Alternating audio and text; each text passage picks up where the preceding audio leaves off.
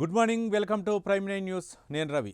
ఈరోజు వివిధ దినపత్రికల్లో ప్రచురితమైనటువంటి ప్రధాన అంశాలను చూద్దాం. ముందుగా ఈనాడు విషయానికి వస్తే ఈనాడు దినపత్రికల్లో 2 ఏళ్లలో రాయలసీమ ఉక్కు అంటూ ఒక బ్యానర్ ఐటెంను అయితే ప్రచురించడం జరిగింది. పారిశ్రామిక సిరికి చిరునామాగా ఈ ప్రాంతం. జేఎస్డబ్ల్యూ రాయలసీమ స్టీల్ ప్లాంట్ నిర్మాణ పనుల ప్రారంభోత్సవంలో సీఎం చంద్రబాబు నాయుడు కీలక వ్యాఖ్యలు చేసినటువంటి అంశం. అలాగే మతి స్థిమితం లేని జగన్ నోట రోజుకో మాట వస్తోందని మండిపాటు. ముఖ్యంగా స్టీల్ ప్లాంట్ గురించి చూద్దాం. ముఖ్యంగా ఇది జేఎస్డబ్ల్యూ స్టీల్ ప్లాంట్ అయితే మాత్రం నిన్న దానికి శంకుస్థాపన చేయడం జరిగింది. దాని గురించి ఒక డీటెయిల్స్ అయితే మనం చూద్దాం. జేఎస్డబ్ల్యూ రాయలసీమ స్టీల్ ప్లాంట్ పనుల్లో బట్టనొక్కి ప్రారంభించిన CM Chandrababu, MLA Adinarayana Reddy, JSW chairman Sajjan Jindal, కేంద్ర మంత్రి Srinivas Varma, JSW steel CEO Jayant Acharya, మంత్రులు సవిత, గొట్టిపాటి రవి ఉన్నటువంటి మనం ఫోటోను అయితే మనం చూస్తున్నాం. దానికి సంబంధించిన డీటెయిల్స్ అయితే చూద్దాం. దాదాపు రాయలసీమకు ఎవరి వల్ల మేలు జరిగిందో ప్రజలు గుర్తించాలి. మేము తెచ్చిన కియాతో ఉమ్మడి అనంతపురం జిల్లా దిశ మారాయి. గత పాలకులు బ్రాహ్మణి స్టీల్ ప్రాజెక్టు పేరుతో గనుల దోపిడీకి పాల్పడ్డారు. ఓబులాపురం గనుల పేరుతో భారీగా దోచుకున్నారు. ఎవరిది విశ్వసనీయత, ఎవరిది దోపిడీనో ప్రజలు అర్థం చేసుకోవాలి అంటూ రాయలసీమ స్టీల్ ప్లాంట్ ప్రారంభోత్సవంలో సీఎం చంద్రబాబు నాయుడు వ్యాఖ్యానించినటువంటి వ్యాఖ్యలు అయితే మాత్రం మనం చూడవచ్చు.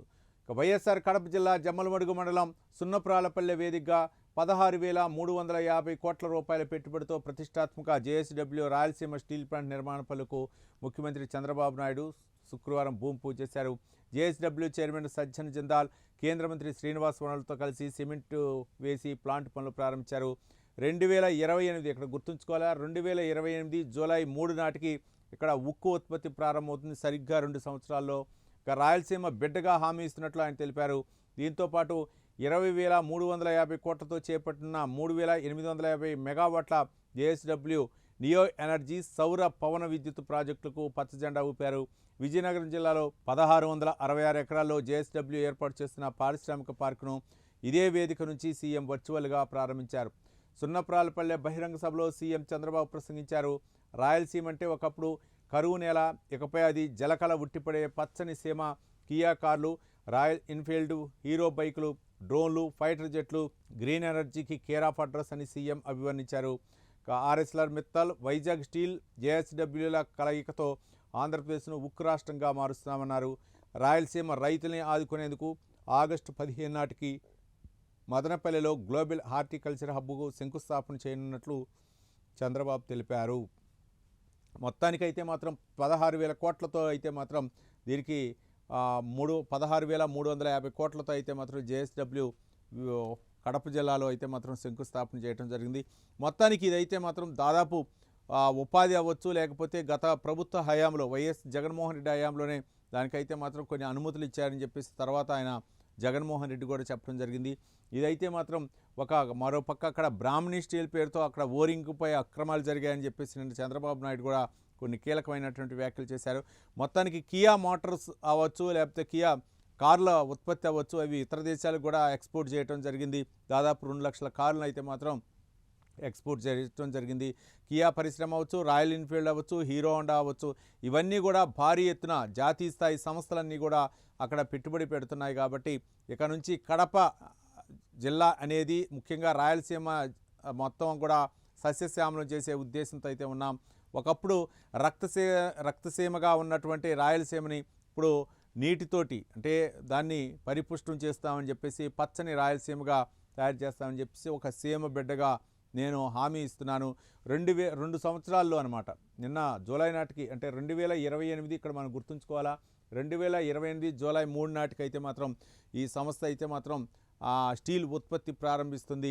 మొత్తానికైతే మాత్రం ఒక రాయలసీమకు అయితే మాత్రం ఒక మణిహారంలాగా ఈ యొక్క సంస్థ అయితే మాత్రం దోహదం చేస్తుందని చెప్పేసి సీఎం చంద్రబాబు చెప్పడం జరిగింది. మొత్తానికైతే దీనిపై అయితే మాత్రం చాలామందికి ఉపాధి కల్పించే యోచనలో అయితే మాత్రం అక్కడ స్టీల్ ప్లాంట్ నిర్మాణాన్ని అయితే మనం స్వాగతించాలి. మరొక విషయం, మతి స్థిమితం లేని జగన్ రోజుకో మాట మాట్లాడుతున్నారంటూ చంద్రబాబు నాయుడు మండిపడ్డారు. విషయం ఏంటంటే మావిగన్ అని చెప్పేసి ఆయన మాట్లాడే విషయాన్ని కూడా ఈ సందర్భంగా చంద్రబాబు నాయుడు కొన్ని కీలకమైనటువంటి వ్యాఖ్యలు చేస్తారు. ఆ విధంగా మాట్లాడే వ్యక్తులు అయితే మాత్రం ఇక రాష్ట్రంలో రాజకీయాల్ని రోజుకొక మాటతోటి కన్ఫ్యూజ్ చేస్తున్నారు. ఇది సరైన పద్ధతి కాదు. ఎవరు రాయలసీమకి న్యాయం చేశారు, ఎవరు పారదర్శకంగా పనిచేస్తున్నారు, రాయలసీమలో ఎవరు అంటే ముఠా కక్షలు లేకపోతే ఏవైతే అంటే ఫ్యాక్షనిస్టులుగా ఉన్నటువంటి నాయకులు ఉన్నారు, వాళ్ళందరినీ కూడా నేను హెచ్చరిస్తున్నా. అలాంటి రాజకీయాలు నేను ఎప్పుడూ చేయలేదు, కానీ రాయలసీమ అభివృద్ధి కోసమే పాటుపడుతున్నా, రాయలసీమ బిడ్డగా అని చెప్పేసి చంద్రబాబు నాయుడు అయితే మాత్రం కీలకమైనటువంటి వ్యాఖ్యలు చేశారు. ఏది ఏమైనా సరే దాన్ని అయితే మాత్రం మనం స్వాగతించవచ్చు. ఇంకా మరో అంశం చూడొచ్చు. ఎల్ నినో వేగంగా బలపడవచ్చు, అసాధారణ వాతావరణానికి ఆస్కారం, ప్రపంచ వాతావరణ సంస్థ వెల్లడంటూ మరో కథనాన్ని అయితే మనం చూడవచ్చు. రానున్న కొద్ది నెలల్లో ఉష్ణమండలాల పసిఫిక్ ప్రాంతంలో ఎల్ నినో పరిస్థితులు వేగంగా బలపడే అవకాశం ఉంది. దీంతో కొన్ని చోట్ల తీవ్ర వేడి, కరువు, మరికొన్ని ప్రాంతాల్లో భారీ వర్షపాతం, ఇతర అసాధారణ వాతావరణ పోకడలు ఉంటాయని ప్రపంచ వాతావరణ సంస్థ WMO శుక్రవారం పేర్కొంది. ఇది సెప్టెంబర్లోపు బలమైన ఎల్ నినోగా రూపాంతరం చెందే సూచనలు కనిపిస్తున్నాయని వివరించింది. మధ్య తూర్పు ఉష్ణమండల పసిఫిక్ మహాసముద్రంలో ఉపరితల ఉష్ణోగ్రతలు సాధారణం కంటే ఎక్కువగా పెరగటం, దానికి ఎగువన ఉన్న వాతావరణంలో వైరుధ్యాలు చోటు చేసుకోవడాన్ని ఎల్ నినోగా పిలుస్తారు. ఎల్ నినో పరిస్థితులు ఇప్పటికే ఏర్పడ్డాయి. ఇప్పటికే మా హెచ్చరికలు పేర్కొన్న రీతిలో ఇది చాలా వేగంగా బలమైన పరిణామంగా రూపాంతరం చెందడానికి అవకాశాలు ఉన్నాయని WMO సెక్రటరీ జనరల్ సెలెస్టా సోలో తెలిపారు. మొత్తానికైతే మాత్రం అంటే వాతావరణం అయితే ప్రపంచ వాతావరణ సంస్థ అయితే మాత్రం కొన్ని కీలకమైతే ప్రపంచవ్యాప్తంగా ఎల్ నినో పరిస్థితి అయితే మాత్రం దాని ప్రభావంతో వర్షపాతం తగ్గేటటువంటి అవకాశాలు ఉన్నాయని చెప్పేసి కొన్ని కీలకమైనటువంటి విషయాలు కూడా ప్రపంచ వాతావరణ సంస్థ అయితే వెల్లడించింది. ఇక మన రాష్ట్రాలకు, తెలుగు రాష్ట్రాలకు సంబంధించినటువంటి వాతావరణ శాఖ కూడా గతంలోనే అంటే మే నెలలోనే కొన్ని కీలకమైనటువంటి వ్యాఖ్యలు చేసింది.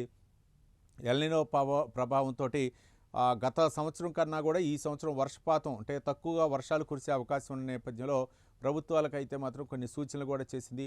ఒక పక్క అంటే ముఖ్యంగా రైతులు ఈ యొక్క అంటే వర్షాధార పంటలు వేసేటప్పుడు మాత్రం కొన్ని జాగ్రత్తలు తీసుకోవాలా, నీటి ఆధారిత పంటలు వేయకుండా కొన్ని జాగ్రత్తలు తీసుకోవాలని చెప్పేసి వ్యవసాయ శాఖ కూడా సూచించడం జరిగింది. దీనిపై అయితే ముఖ్యంగా తాగునీటికి, వ్యవసాయదారులకే రెండింటికి పెద్ద సమస్య కాబట్టి వర్షపాతం తక్కువగా నమోదయ్యే అవకాశం ఉన్న నేపథ్యంలో కొన్ని సూచనలు అయితే మాత్రం మరి ఆ సూచనలు ఏ విధంగా అమలు చేస్తారనేది మనం చూడాలి.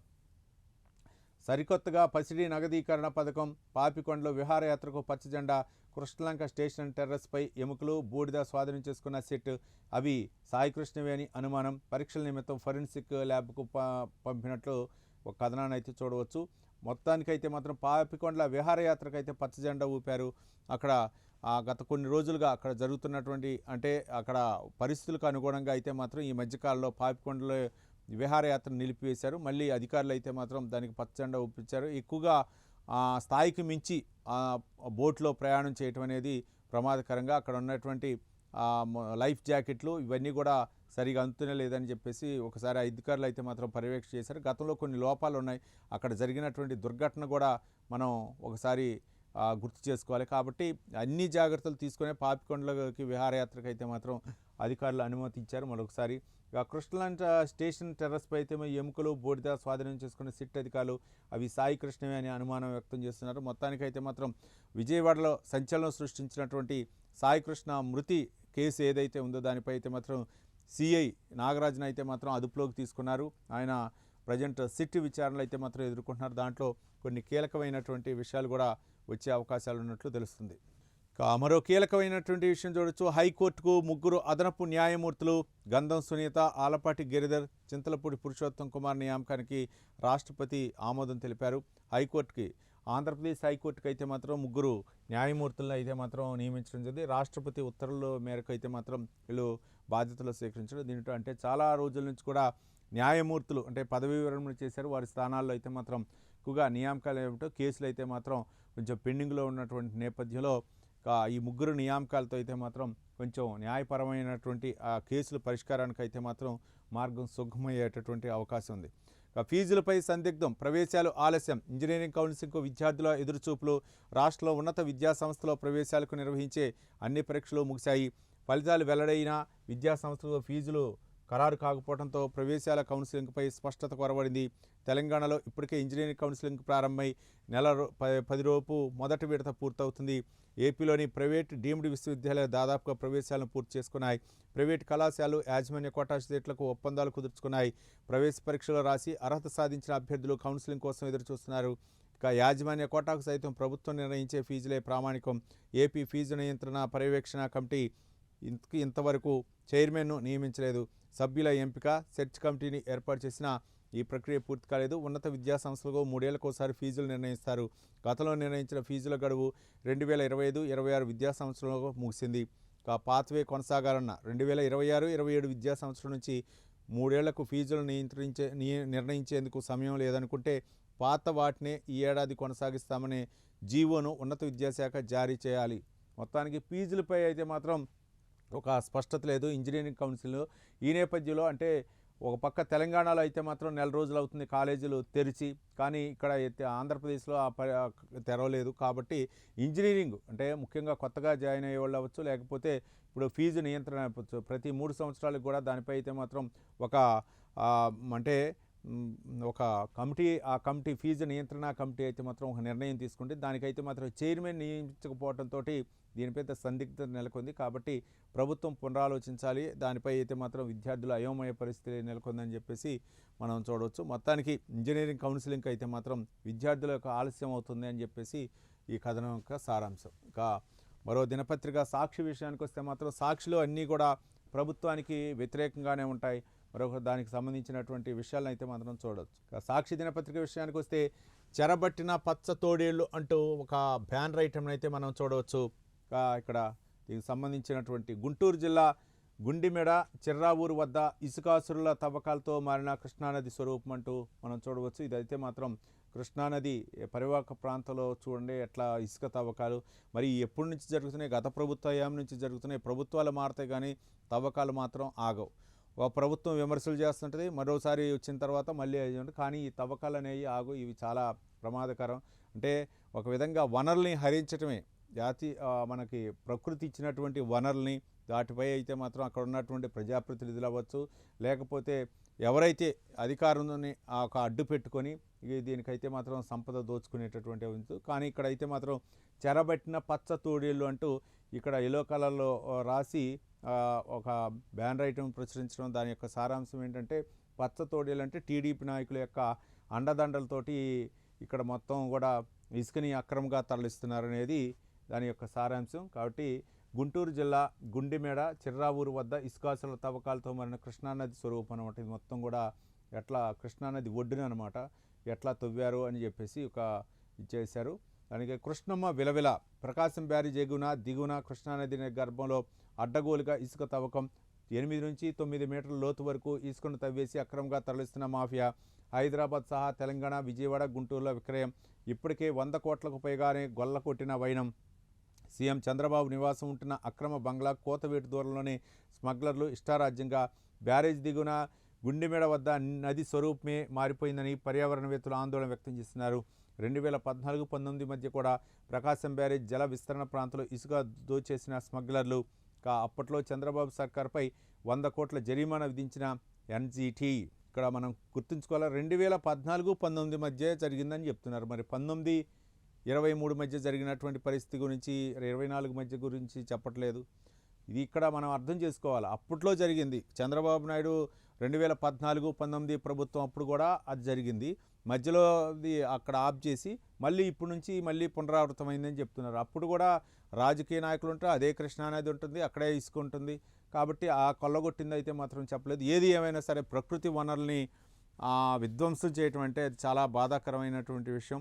ఏదైనా ప్రకృతి విపత్తు అది కనుక ఆగ్రహిస్తే ఎలాంటి పరిణామాలు జరుగుతాయో మనకు తెలుసు. చాలామంది కూడా కృష్ణానది లోతు తెలియక చాలామంది కూడా విద్యార్థులు ఈతకు వెళ్ళి ఆ గుంటల్లో పడి మృత్యువాత పడ్డటువంటి దృశ్యాలు చూడవచ్చు. కానీ ఏది ఏమైనా సరే దాన్ని తవ్వకాలు అయినది అక్రమ తవ్వకాలను అయితే మాత్రం ఖండించాలా. మరి దానికి ప్రభుత్వాలు ఏ విధంగా ఒక ప్రభుత్వం మారిన తర్వాత మరో ప్రభుత్వం వచ్చిన తర్వాత ఆ తవ్వకాలు అయితే మాత్రం ఆగట్లేదు. ఇక మరో బ్యానర్ ఐటెం మనం చూద్దాం. మీ ప్రభుత్వ అనుమతుల వల్లే స్టీల్ ప్లాంట్కు శ్రీకారం. మీ ప్రభుత్వ అనుమతుల వల్లే అంటే జగన్మోహన్ రెడ్డి ప్రభుత్వ అనుమతుల వల్లే ఈ స్టీల్ ప్లాంట్కు శ్రీకారం అంటూ అప్పుడు శంకుస్థాపన చేసినటువంటి ఫోటోను అయితే మాత్రం మనం చూడవచ్చు. వైఎస్ జగన్కు ధన్యవాదాలు తెలిపిన జేఎస్డబ్ల్యూ సీఎంటీ సజ్జన్ జిందాల్ ప్రాజెక్టును వేగంగా పూర్తి చేస్తామని వెల్లడి.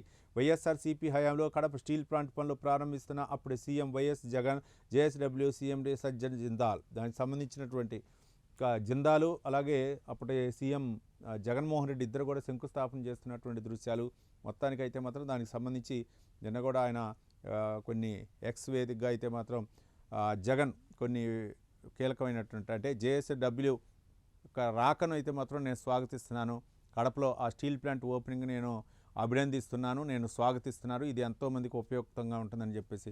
నిజంగా ఈ విధమైనటువంటి వాతావరణం ఉండాలి. ఒక శంకుస్థాపన చేసినా ఒక ఏదైనా సరే ఒక పారిశ్రామికవేత్తలు వచ్చి పెట్టుబడి పెడుతున్నా దాన్ని స్వాగతించాలి. ఎందుకంటే అంటే గత హయాంలో జరిగినటువంటి శంకుస్థాపనలో సంతోషం, కానీ ఇప్పుడు అవే కంటిన్యూ అవుతున్నాయి. కానీ ఏ ప్రభుత్వం కూడా ఆ క్రెడిట్ కోసం ప్రయత్నిస్తూ ఉంటాయి, నా హయాంలోనే వచ్చిందని చెప్పి. ఎనీవే జగన్మోహన్ రెడ్డి హయాంలో దానికి శంకుస్థాపన చేసినా ఇప్పుడు దానికి మళ్ళీ అంకురార్పణ జరిగింది కాబట్టి 2 సంవత్సరాల్లో ఆ ప్లాంట్ కూడా స్టీల్ ఉత్పత్తి చేస్తుంది కాబట్టి జగన్మోహన్ రెడ్డి చేసిన ప్రయత్నాన్ని కూడా చెప్పచ్చు. కానీ ఏది ఇచ్చినా సరే ఒక జాతీయ స్థాయిలో అవ్వచ్చు లేకపోతే రాష్ట్ర స్థాయిలో రాష్ట్రానికి పెట్టుబడులు వస్తున్నప్పుడు హర్షించి నేను స్వాగతిస్తున్నాను అని చెప్తే చాలా సంతోషకరం, ఆరోగ్యకరంగా ఉంటుంది. ఎందుకంటే ఇప్పుడు గూగుల్ అవ్వచ్చు లేకపోతే మిగిలిన కాగ్నిజెంట్ అవ్వచ్చు లేకపోతే ఏ సంస్థలు అయినా సరే పెట్టుబడి క్వాంటమ్ అవ్వచ్చు, ఇవన్నీ కూడా మనం చూసినప్పుడు నేను వచ్చిన తర్వాత వాటిపై చర్యలు తీసుకుంటాను, ఆ యొక్క వ్యాపారవేత్తలపై చర్యలు తీసుకుంటాను అది అన్ని కనుక వ్యాఖ్యానిస్తే మాత్రం ఎవరు కూడా పెట్టుబడి పెట్టే పరిస్థితి లేదు. ఎనీవే జగన్మోహన్ రెడ్డి మాజీ సీఎం ఆయన చేసినటువంటి వ్యాఖ్యలు అవ్వచ్చు లేకపోతే జేఎస్డబ్ల్యూ ఇండస్ట్రీని స్వాగతిస్తున్నానని చెప్పినటువంటి ఆ వ్యాఖ్యలు అయితే మాత్రం చాలామంది కూడా రాజకీయ విశ్లేషకులు హర్షిస్తున్నారు. దానికి సంబంధించిన ఒక విషయాన్ని చూద్దాం. రాయలసీమ పారిశ్రామిక వృద్ధికి కడప ఉక్కు పరిశ్రమ మైలురాయి. ఎన్నో ఏళ్ల నిబద్ధత, నిరంతర శ్రమ వల్లే ఇలాంటి భారీ పరిశ్రమలు సాకారం. వైఎస్ఆర్సీపీ అధ్యక్షుడు మాజీ సీఎం జగన్మోహన్ రెడ్డి వెల్లడి. మా ప్రభుత్వ హయాంలోనే జేఎస్డబ్ల్యూను ప్రాజెక్టు డెవలపర్గా ఖరారు చేశాం. భూ కేటాయింపులు, పర్యావరణ అనుమతి, సాధన, నీటి కేటాయింపులు, రోడ్ల సౌకర్యం వంటి మౌలిక సదుపాయాలు కల్పించాం. అన్ని రకాల అనుమతులు వేగంగా ఇచ్చాం. దాంతో మా హయాంలో పరిశ్రమ పనులు అత్యంత వేగంగా ముందుకు సాగాయి. ఆ తర్వాత 2 ఏళ్లుగా ప్రాజెక్టు పనులు పూర్తిగా నిలిచిపోవడం అత్యంత విచారకరం. ఎట్టకేలకు ఇప్పుడు పనులు పునఃప్రారంభం కావడం శుభపరిణామం. జేఎస్డబ్ల్యూ గ్రూప్ చైర్మన్ సజ్జన్ జిందాల్కు ఆ సంస్థ బృందానికి అభినందనలు. జగన్మోహన్ రెడ్డి నిజంగానే ఈయన చెప్పిన దానికైతే మాత్రం నిజంగా హర్షణీయం. ఆ విధంగా ఏదైనా సరే అంటే సొంత జిల్లా అవ్వచ్చు లేకపోతే అక్కడ స్టీల్ ప్లాంట్ వస్తున్నందుకు ఆ యొక్క ఉపాధి నిరుద్యోగులకి ఉపాధి దొరకటం, మరో పక్క స్థానికులకి ఉపాధి దొరకటం, ఇవన్నీ కూడా శుభపరిణామం. ఒక స్టీల్ ప్లాంట్ వస్తుంటే కొన్ని వేల మంది దానికి ఉద్యోగాలు లేక ఇబ్బంది పడుతున్న వాళ్ళకి ఊరటాన్ని కూడా మనం చెప్పొచ్చు. స్టార్ హోటల్లో టీవీకి ఎమ్మెల్యేలకు ప్రలోభాలంటూ మరో కథనాన్ని, ఇది తమిళనాడుకు సంబంధించినటువంటి విషయాలు. తమిళనాడులో విజయ్ ప్రభుత్వాన్ని కూల్చేందుకు చెన్నైలోని ఒక స్టార్ హోటల్ వేదికగా టీవీకి ఎమ్మెల్యేలను ప్రలోభ పెట్టినట్లు పోలీసుల విచారణలో తేలింది. ఈ కేసులో కీలకంగా ఉన్న డీఎంకే ఎమ్మెల్యే సెంథిల్ బాలాజీ అజ్ఞాతంలోకి వెళ్ళగా ఆయన సోదరుడు అశోక్ కుమార్ తరపున ముందస్తు బెయిల్ పిటిషన్ దాఖలైంది. టీవీకే విజయ్ ప్రభుత్వాన్ని కూలగొట్టేందుకైతే మాత్రం డీఎంకేకి సంబంధించినటువంటి ఒక ఎమ్మెల్యే అయితే ప్రయత్నించినట్టు తెలుస్తుంది. ఒక్కొక్క ఎమ్మెల్యేకి దాదాపు టీవీకే పార్టీకి చెందినటువంటి ఒక్కొక్క ఎమ్మెల్యేకి 30 కోట్లు ఇచ్చి ఆ ప్రభుత్వాన్ని కూలగొట్టాలనే ప్రయత్నం జరిగింది. దానికి సంబంధించినటువంటి సోషల్ మీడియాకు సంబంధించినటువంటి ఒక వ్యక్తి కూడా ప్రయత్నించినట్టు తెలుస్తుంది. మొత్తానికైతే మాత్రం అధికారులు గుర్తించి వాళ్ళ ప్రలోభాలు ఎవరు పెట్టారు ఏంటని చెప్పేసి అరెస్ట్ చేయటం, దాని యొక్క ఎంక్వైరీ అయితే కొనసాగుతుంది. అది అయితే మాత్రం కొంచెం తమిళనాడులో కొంచెం హాట్ టాపిక్గా మనకు తెలుస్తుంది. ఇక మరో అంశం చూద్దాం. ఇక వివేకా కేసులో తదుపరి దర్యాప్తు అక్కర్లేదు అంటూ ఒక కథనాన్ని అయితే మనం చూడవచ్చు. సమగ్ర విచారణను ఇప్పటికే పూర్తి చేశాం. కిరణ్, అర్జున్ రెడ్డి సందేశాలపై దర్యాప్తు చేశాం.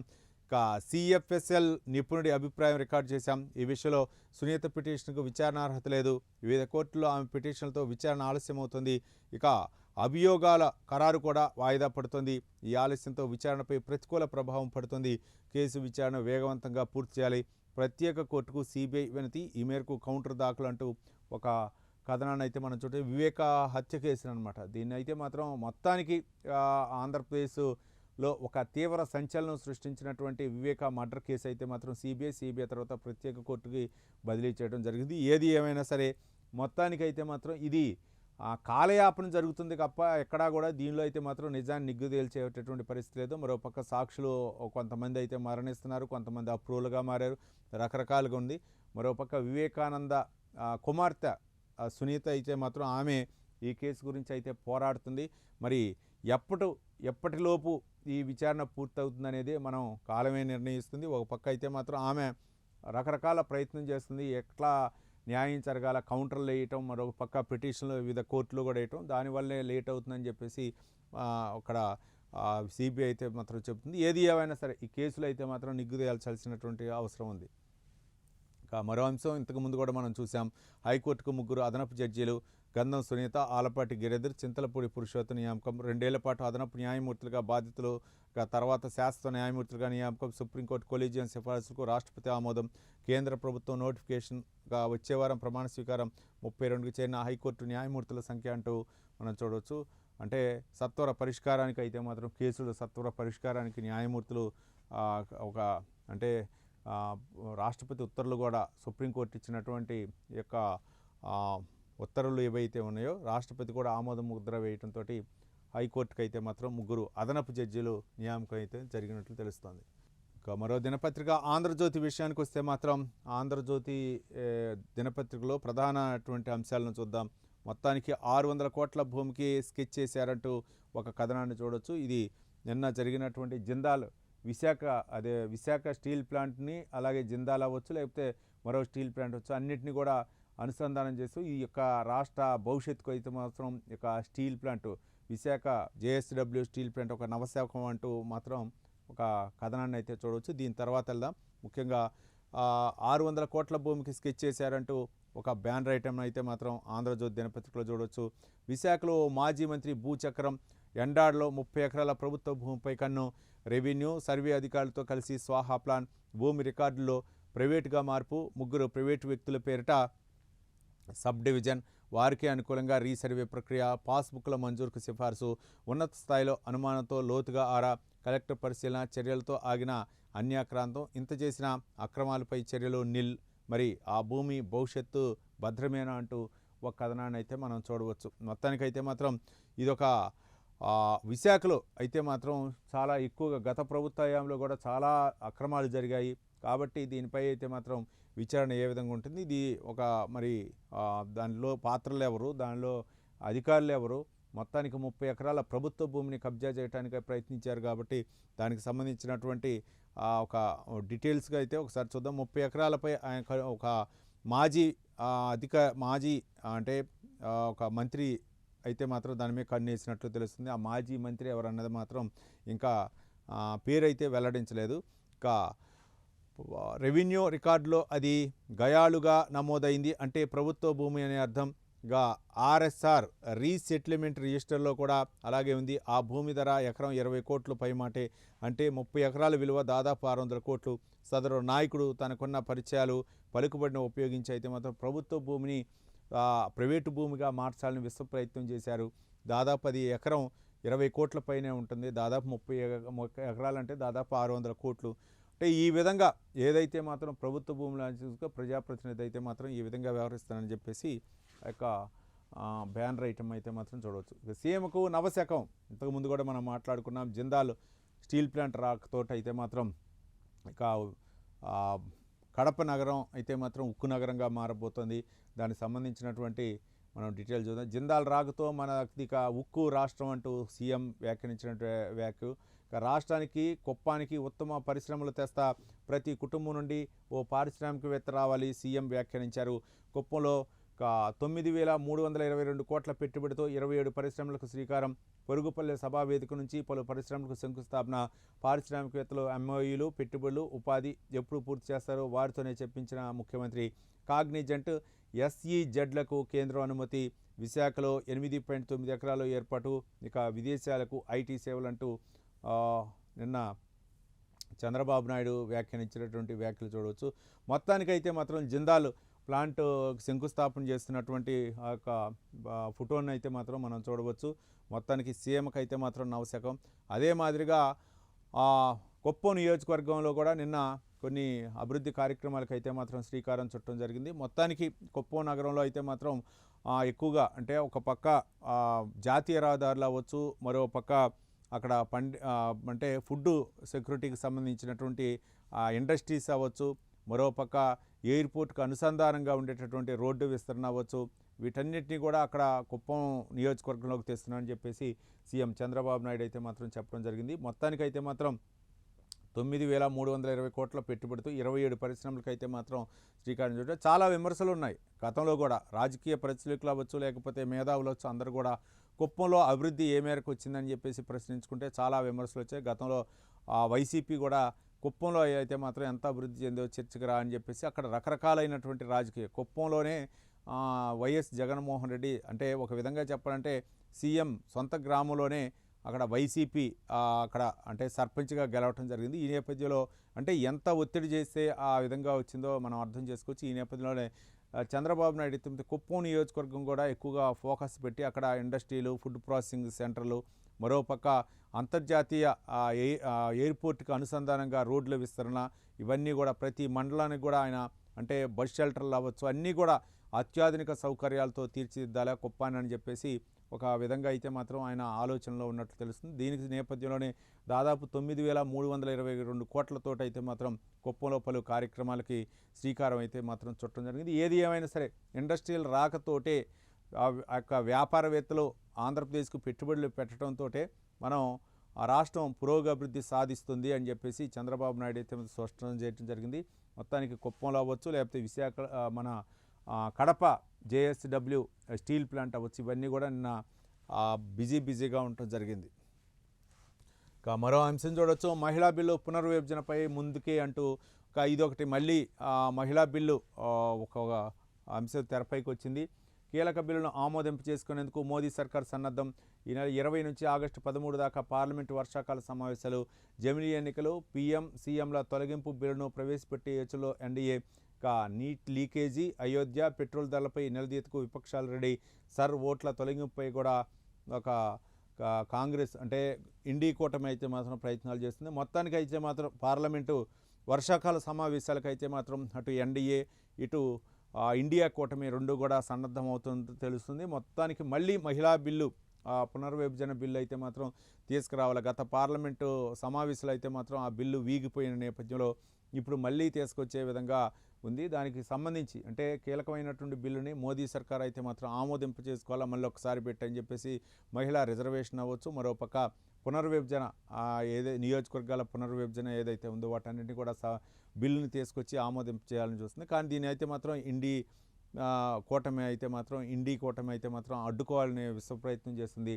ముఖ్యంగా రేపు కనుక సమావేశాలు జరిగితే జమిలీ ఎన్నికలు, పీఎం సీఎంల తొలగింపు బిల్లును ప్రవేశపెట్టే యోచనలో ఎన్డీఏ ఉంటే వీటన్నిటిని కూడా అడ్డుకోవడానికి ముఖ్యంగా నీట్ లీకేజ్ ప్రశ్నాపత్రం, వైద్య విద్యార్థులకు సంబంధించినటువంటి నీట్ లీకేజీ ప్రశ్నాపత్రం, ముఖ్యంగా కేంద్ర మంత్రి ధర్మేంద్ర ప్రధాన్ రాజీనామా చేయాలని చెప్పేసి ఇండీ కూటమి పక్షాలు అయితే మాత్రం ప్రధాన డిమాండ్ చేస్తున్నాయి. దానిపై ఉండేది. మరో పక్క అయోధ్య రామాలయానికి సంబంధించినటువంటి నిధుల దుర్వినియోగం, అక్కడ హుండీ డబ్బులు ఏవైతే ఉన్నాయో అక్కడ ఇచ్చినటువంటి విరాళాలు వాటిని కొల్లగొట్టినటువంటి నేపథ్యంలో దానిపై కూడా తీవ్ర చర్చ జరిగింది.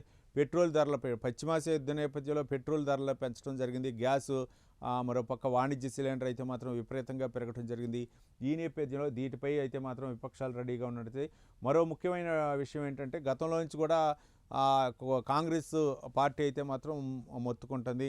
ముఖ్యంగా పశ్చిమ బెంగాల్లో సర్వ్ ఓట్లతోటి అంటే ఓట్ల తొలగింపుతోటి మీరు గెలిచారనేటటువంటి అంశం ఏదైతే ఉందో దాన్ని సర్వ్ ఓటర్ల తొలగింపుపై ముఖ్యంగా కాంగ్రెస్ అవ్వచ్చు, లేకపోతే బీజేపీ వ్యతిరేక ఓట్లే తొలగిస్తున్నారు.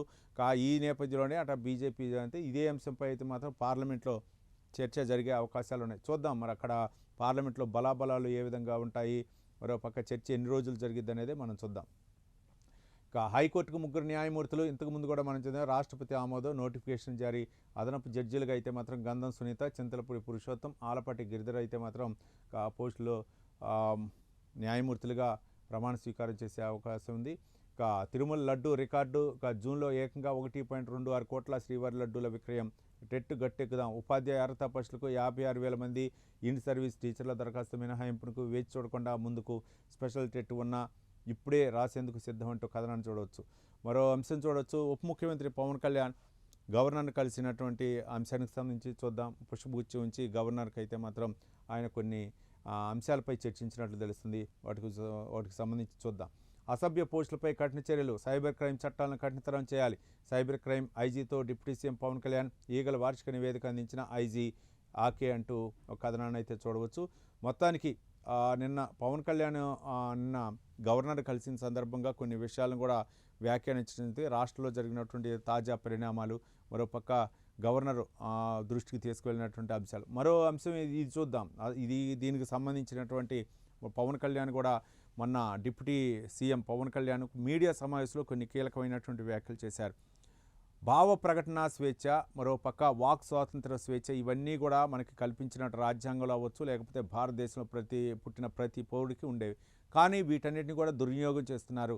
మహిళల పట్ల, అలాగే రాజకీయంలో కూడా వ్యక్తిత్వ హననానికి పాల్పడుతున్నారు. చాలామంది సోషల్ మీడియా వేదికగా పెట్టని చెప్పేసి దీనిపై ఆయన వివరణ కూడా ఇవ్వడం జరిగింది. ఆయన ఉప ముఖ్యమంత్రి కార్యాలయంలోనే ఒక సెల్ను ఏర్పాటు చేసి దీనిపై సత్వరం చర్యలు తీసుకునేందుకు, అంటే ఎవరైతే ఈ యొక్క అంశాలపై ఉల్లంఘిస్తున్నారో వాటన్నిటిపై కూడా తక్షణం చర్యలు తీసుకునే విధంగా అయితే మాత్రం ఆయన కొన్ని కీలకమైనటువంటి వ్యాఖ్యలు చేయొచ్చు. సోషల్ మీడియాలో వ్యక్తులను కించపరుస్తూ పెడుతున్న అసభ్య పోస్టులపై మరింత కఠినంగా వ్యవహరించాలని డిప్యూటీ సీఎం పవన్ కళ్యాణ్ సూచించారు. సోషల్ మీడియా వేధింపుల నేపథ్యంలో సైబర్ చట్టాలను మరింత కఠినతరం చేయాలని చెప్పేసి దానికి సంబంధించినటువంటి, అంటే సైబర్ క్రైమ్ ఐజీ అయితే మాత్రం ఆయన వార్షిక నివేదికను అయితే పవన్ కళ్యాణ్కి అందించి ఈ సందర్భంగా కొన్ని సూచనలు కూడా చేయడం జరిగింది. అవి మరి వాటిపై ఎలాంటి చర్యలు తీసుకుంటారో చూద్దాం. ఇంకా సీఎం విజయ్పై అవాకులు, డిఎంకే ఎమ్మెల్యే అరెస్ట్ అంటూ ఒక కథనాన్ని చూడవచ్చు. ఇది తమిళనాడుకు సంబంధించి ఇంతకుముందు కూడా మనం చెప్పుకున్నాం. ఇంకా విజయ్ని అంటే ప్రభుత్వాన్ని కూలగొట్టడానికి చేసినటువంటి ప్రయత్నంపై ఒక ఎమ్మెల్యేని కూడా అరెస్ట్ చేసినట్లు తెలుస్తుంది. ఓ నటితో కలిసి సీఎం ఇంటి పట్టునే ఉంటున్నారని మాజీ మంత్రి రాధాకృష్ణ వ్యాఖ్యలు. కేసు నమోదు చేయడంతో హైకోర్టుకు తీవ్రంగా మందలించిన న్యాయస్థానం ముఖ్యమంత్రిపై ఇలాంటి మాటల ఎమ్మెల్యేగా బాధ్యత లేదా అని నిలదీత. ముందస్తు బెయిల్ పిటిషన్ కొట్టివేత, కొద్దిసేపటికి అరెస్ట్ చేసిన పోలీసులు. ఇక్కడ ఎమ్మెల్యే అరెస్ట్ విషయంలో అయితే అంతకుముందు కూడా ఒక ఎమ్మెల్యే అరెస్ట్ చేసే డిఎంకే. కానీ ఇక్కడ మాత్రం ఒకటి మనం గుర్తుంచుకోవాలా, డిఎంకే ఎమ్మెల్యే మరో ఎమ్మెల్యే అనమాట. ఆ కేసుకి ఈ కేసుకి సంబంధం లేదు. అంటే విజయ్ ప్రభుత్వాన్ని కూలగొట్టేటటువంటి కేసు ఇది కేసు. కానీ ఈ ఎమ్మెల్యే అయితే మాత్రం సోషల్ మీడియా వేదికగా ఒక కీలకమైనటువంటి వ్యాఖ్యలు చేశారు. ముఖ్యమంత్రి ఒక నటిని ఇంట్లో పెట్టుకొని దానిపై అయితే మాత్రం నటితో కలిసి సీఎం ఇంటి పట్టునే ఉంటున్నారని మాజీ మంత్రి రాధాకృష్ణన్ అయితే ఈయన వ్యాఖ్యలు చేయడం జరిగింది. అంటే మనందరికీ తెలుసు ఆ నటి ఎవరో, కానీ ఆయన ఆ విధంగా బహిరంగంగా వ్యాఖ్యానించడం అయితే మాత్రం సరైన పద్ధతి కాదు. కాబట్టి దానిపై అయితే మాత్రం తమిళనాడు హైకోర్టు మందలించింది. ఇలాంటి ఒక సీఎంపై ఇట్లా వ్యాఖ్యలు చేసేటప్పుడు కొంచెం ఒళ్ళు దగ్గర పెట్టుకోవాలన్నట్టుగానే కొంచెం తీవ్ర స్థాయిలో మందలించినట్టు తెలుస్తుంది. ఇక ఇది వెలుగు దినపత్రిక వస్తే చివరికి వెలుగు దినపత్రికలో 5,000 పోస్టుల భర్తీకి అయితే మాత్రం ఆర్థిక శాఖ గ్రీన్ సిగ్నల్ ఇచ్చింది. ఆ నోటిఫికేషన్ ఏమన్నా రిక్రూట్మెంట్ బోర్డు మొత్తానికైతే మాత్రం ఇది ఒక నిరుద్యోగుల పాలిట ఒక వరంగా మనం చూడవచ్చు. ఎన్నో రోజుల నుంచి ఆశగా ఎదురు చూస్తున్నటువంటి దాదాపు 5,000 పోలీస్ పోస్టుల భర్తీకి అయితే మాత్రం ఆర్థిక శాఖ గ్రీన్ సిగ్నల్ ఇచ్చింది. ఇక త్వరలో నోటిఫికేషన్ ఇవ్వడం దాదాపు 17,000 పోస్టులు అయితే మాత్రం ఇప్పుడు భర్తీ చేయాలని చెప్పేసి మాజీ మంత్రి బీఆర్ఎస్ వర్కింగ్ ప్రెసిడెంట్ కేటీఆర్ అన్నారు. మొత్తానికైతే మాత్రం చాలామంది ఇది నిరుద్యోగుల పాలిట ఒక వరం. ఒక నిరుద్యోగులు అయితే మాత్రం చాలామంది, అంటే దాదాపు కొన్ని లక్షల మంది విద్యార్థులు అయితే మాత్రం మనం చూద్దాం కోచింగ్ సెంటర్లో తిరిగి వాళ్ళైతే మాత్రం ఈ ఉద్యోగాల కోసం రకరకాల కోర్సుల్లో జాయిన్ అవటం, శారీర దారుఢ్యాన్ని పెంచుకొని వాళ్ళు రన్నింగ్ అవ్వచ్చు, అవన్నీ కూడా చేస్తూ ఉంటారు. పోలీస్ శాఖపై మక్కుతో అయితే మాత్రం ఏ విధంగా అయినా సరే పోలీసు ఉద్యోగాన్ని కొట్టాలనే ఉద్దేశంతో ఇట్లాంటి వాళ్ళకి నిన్న కేటీఆర్ కూడా కొన్ని రాష్ట్ర ప్రభుత్వానికి కొన్ని డిమాండ్ చేశారు. 17,000 పోస్టులు భర్తీ చేయాలి, ఎందుకు చేయట్లేదని చెప్పేసి ఆయన ప్రశ్నించడం జరిగింది. మొత్తానికైతే మాత్రం తెలంగాణ ప్రభుత్వం 5,000 పోస్టులను అయితే మాత్రం భర్తీ చేయడం శుభపరిణామం. మీ అప్పులు బకాయిలు లెక్క అక్షరాల 8,21,651 కోట్లు. అన్ని రోజులు రికార్డులు ఉన్నాయి. డిప్యూటీ సీఎం మల్లు భట్టి విక్రమార్క ఆయన చూపిస్తున్నటువంటి మనం చూడవచ్చు. ఏంటంటే లెక్కలతో సహా దాదాపు 2-3 రోజుల నుంచి అయితే మాత్రం ఇటు కాంగ్రెస్ ప్రభుత్వానికి బీఆర్ఎస్ నాయకుల మధ్య మాటలైతే మాత్రం తీవ్రత స్థాయిలో ఉన్నాయి. ఛాలెంజ్లు పర్వం అయితే కొనసాగుతుంది. జూపల్లి కృష్ణారావు వర్సెస్ కేటీఆర్, హరీష్ రావు అన్నట్లుగా సాగింది. బీఆర్ఎస్ పార్టీ కార్యాలయంలో జరిగిన పరిణామాలు, తర్వాత ప్రెస్ మీట్ నిన్న సోమాజిగూడ ప్రెస్ క్లబ్లో జరిగినటువంటి మంత్రి జూపల్లి మాట్లాడిన విధానం కూడా మొత్తం చూడవచ్చు. ఇక బట్టి విక్రమార్క కూడా ఆయన స్పందించారు. ఉప ముఖ్యమంత్రి, ఆయన ఆర్థిక శాఖ మంత్రి, ఆయన పేరు కూడా హరీష్ రావు తీశారు కాబట్టి ఆయన కూడా లెక్కలతో సహా బట్టి అయితే మాత్రం చెప్పారు. అక్షరాల 8,21,651 కోట్ల రూపాయలు ఎన్ని నా దగ్గర రికార్డులో ఉన్నాయి, నేను మొత్తాన్ని చెప్తా అని చెప్పేసి బట్టి విక్రమార్క చెప్పినటువంటి అంశాలను అయితే మాత్రం చూడవచ్చు. అన్ని రోజులు రికార్డులు ఉన్నాయి. డిప్యూటీ సీఎం బట్టి విక్రమార్క వ్యాఖ్యానించి అప్పులపై సింగరేణిపై ప్రతిపక్ష నేతగా ఒక కేసీఆర్ స్వయంగా అసెంబ్లీకి వచ్చి సమాధానం చెప్పాలి అంటూ బట్టి అయితే మాత్రం చెప్పడం జరిగింది. మొత్తానికి మీరైతే మాత్రం 8 లక్షల కోట్ల రూపాయలు అయితే మాత్రం అప్పు చేశారని చెప్పేసి దాని సారాంశం. ఇక కృష్ణమ్మ వెలవెల ప్రాణహితకు జలకళ అంటూ ఒక కథనాన్ని అయితే మనం చూడవచ్చు. నేడు మిర్జలకు సీఎం రేవంత్ రెడ్డి ఇక మిర్జల్ మండలం జడ్పీటీసీగా ఎన్నికైన 20 ఏండ్లుగా ఈ సందర్భంగా పర్యటన. మొత్తానికి తెలంగాణ సీఎం రేవంత్ రెడ్డి తన 20 ఏళ్ల రాజకీయ ప్రస్థానంపై అయితే మాత్రం అక్కడ మిర్జల్లో జడ్పీసీగా ఆయన మొట్టమొదటిసారిగా ఎన్నికవటం నేపథ్యంలో అక్కడ ఉమ్మడి మహబూబ్ నగర్ జిల్లా పర్యటన సందర్భంగా మిర్జల్లో భారీ బహిరంగ సభ ఏర్పాటు చేసి అక్కడ పలు అభివృద్ధి కార్యక్రమాలు కూడా చేపట్టే అవకాశం ఉంది. నేపథ్యంలో ఆయన 20 ఏళ్ల రాజకీయ ప్రస్థానంపై అయితే మాత్రం ఈరోజు కొన్ని బహిరంగ సభలో కీలకమైనటువంటి వ్యాఖ్యలు చేసింది. ఈ సందర్భంగా కొన్ని అభివృద్ధి కార్యక్రమాలకు కూడా శ్రీకారం చుడతారు. ఇక నూడిల్స్ తిని 14 దేశాల్లో 106 మంది ఆసుపత్రి పాలంటూ కథనాన్ని అయితే మనం చూడవచ్చు. చాలా ఈ నూడిల్స్ అయితే మాత్రం అందుట్లో కలిపేటటువంటి ఏవైతే ఉంటాయో ఆ పదార్థాలు వాటన్నిటి కూడా చాలా విషగూలికలు, రకరకాలైనటువంటి టేస్టులు ఉండటం కోసం, లేకపోతే నిల్వ ఉండటం కోసం ఇమీడియట్గా ఇన్స్టెంట్ ఫుడ్గా నూడిల్స్ తయారు చేసే విధానం అవ్వచ్చు. అవన్నీ కూడా చాలా హానికరం. దాదాపు 106 మంది ఆసుపత్రి పాలు నూడిల్స్ తిని 14 దేశాలు అంటూ కథనాన్ని అయితే మనం చూడవచ్చు. ఇక ముఖ్యమంత్రులపై ఇష్టం వచ్చినట్లు మాట్లాడొద్దు అంటూ మద్రాస్ హైకోర్టు కీలకమైనటువంటి వ్యాఖ్యలు చేసి మనం ఇంతకుముందు కూడా మనం చూసి ఇది తమిళనాడుకు సంబంధించినటువంటి అంశం. ఒక ముఖ్యమంత్రి నటిని ఇంట్లో పెట్టుకొని ఉంటున్నారు అని చెప్పేసి ఒక మాజీ మంత్రి చేసినటువంటి వ్యాఖ్యలను అయితే మాత్రం హైకోర్టు తీవ్రంగా మందలించింది. ఆ వ్యక్తిని అయితే మాత్రం ఆయన మాజీ మంత్రిని అయితే మాత్రం అరెస్ట్ చేశారు. తర్వాత కోర్టులో హాజరుపడితే ఈ విధంగా చేయొచ్చా, ఒక ముఖ్యమంత్రిపై ఇట్లా వ్యాఖ్యలు చేయొచ్చా అని చెప్పేసి వ్యాఖ్యానించి ఇవ్వటం జరిగింది. ఇంకా ఖమేనీ అంత్యక్రియలు షురు అంటూ టెహ్రాన్లోని గ్రాండ్ మొసల్లా గ్రౌండ్లో సంతాప కార్యక్రమాలు ప్రారంభం అంటూ కథనాన్ని చూడవచ్చు. ఇక మనం చూడవచ్చు ఇరాన్కి సంబంధించినటువంటి అధినేత గతంలో ఆయన ఆయన అంత్యక్రియలకు అయితే మాత్రం ఖమేనీ అంత్యక్రియలు కొంచెం భారీ ఎత్తున దాదాపు ఫిబ్రవరి 28న ఆయన చనిపోయారు. అప్పటి నుంచి కూడా ఆయనకు అంత్యక్రియలు అయితే జరగలేదు. యుద్ధం నేపథ్యంలో ఇప్పుడు దాదాపు 60 రోజులు యుద్ధ విరమణ ఉన్నటువంటి నేపథ్యంలో ఇప్పుడైతే మాత్రం చేస్తున్నారు. అన్ని దేశాల నుంచి కూడా చాలామంది అతిథులకి ఆహ్వానాలు అందించారు. భారత్ నుంచి కూడా కొంతమంది వెళ్తున్నారు. ఈ నేపథ్యంలో ఖమేనీ అంత్యక్రియలు అయితే మాత్రం కొంచెం సురువు అయినట్లు తెలుస్తుంది. దేశంలోనే తొలిసారి విమానం వేలం అంటూ ఒక కథనాన్ని కూడా మనం చూడవచ్చు. మరో అంశం చూడవచ్చు వెలుగు దినపత్రికలో చివరిగా ఇక దొర భూములు రైతులకే అంటూ కథనాన్ని చూడవచ్చు. ఇక ఈ సంబంధించి దాదాపు అంటే గతంలో జరిగినటువంటి పరిణామాలు అవ్వచ్చు. నూతన్కేల్ మధ్యరాల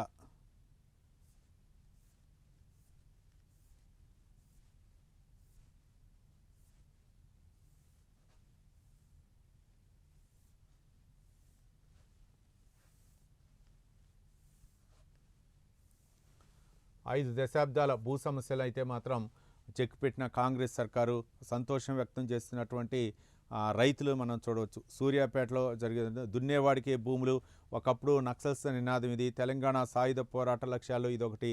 కానీ సూర్యాపేట జిల్లాలోని నూతనకల్ మధ్యరాల మండలాల్లో 5 దశాబ్దాలకు పైగా సాగు చేసుకున్న దాదాపు 1780 మంది పేద రైతులకు భూములపై హక్కులు లేకుండా పోయాయి.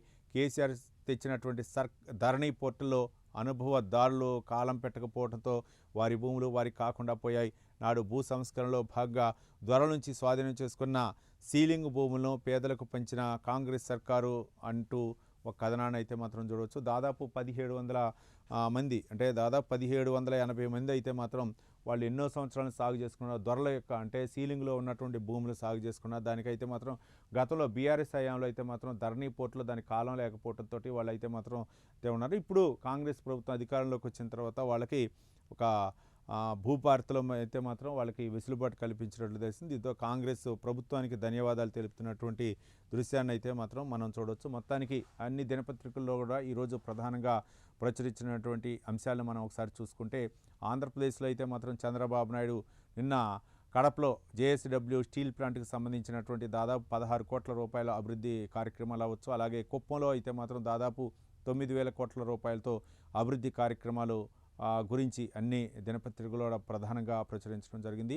మరోపక్క పవన్ కళ్యాణ్ నిన్న గవర్నర్ అబ్దుల్ నజీర్ని కలిసి కొన్ని కీలకమైనటువంటి అంశాలపై చర్చించినట్లు తెలుస్తుంది. అంతేకాకుండా సోషల్ మీడియాలో వస్తున్నటువంటి కథనాలపై అయితే మాత్రం ఐజీ ఒక పక్క సైబర్ క్రైమ్ కేసులు అవ్వచ్చు, లేకపోతే మిగిలినటువంటి ఏవైతే మహిళలపై వేధింపులు అవ్వచ్చు, వాటికి సంబంధించినటువంటి ఒక నివేదికను అయితే మాత్రం ఉప ముఖ్యమంత్రి పవన్ కళ్యాణ్కి అందజేయడం జరిగింది.